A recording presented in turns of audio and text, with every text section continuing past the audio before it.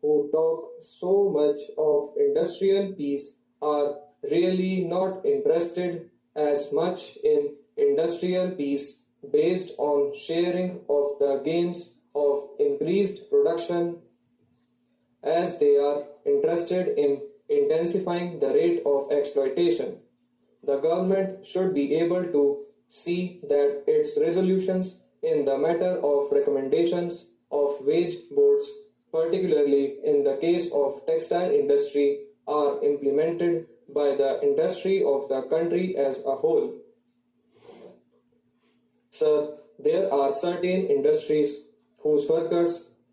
are making a significant contribution in the matter of our economic growth. To mention only two,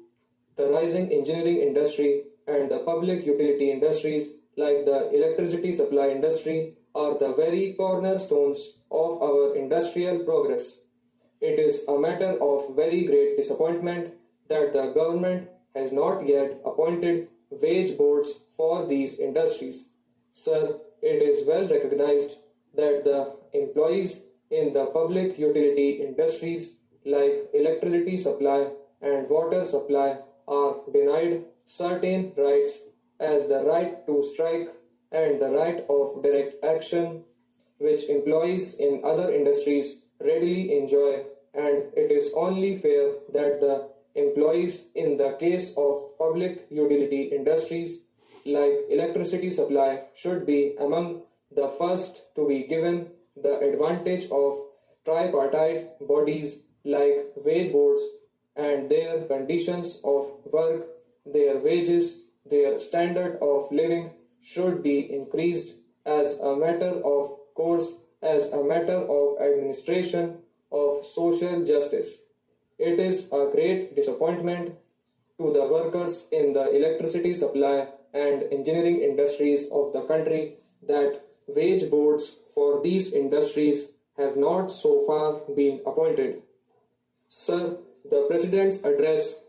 mentions the implementation of employees' state insurance scheme. That scheme is a benefit for which the workers of the country are highly thankful. The scheme of employees' state insurance guards the health of the workers and ensures that during the period of their sickness they not only get medical leave but also half of their wages. That is a great relief to the workers, and we are thankful that the scheme has been extended from one area to the other. It is, however, a matter of some disappointment that in spite of the fact that the Act was enacted in 1998, the scheme does not cover as many factory workers of the country as it should.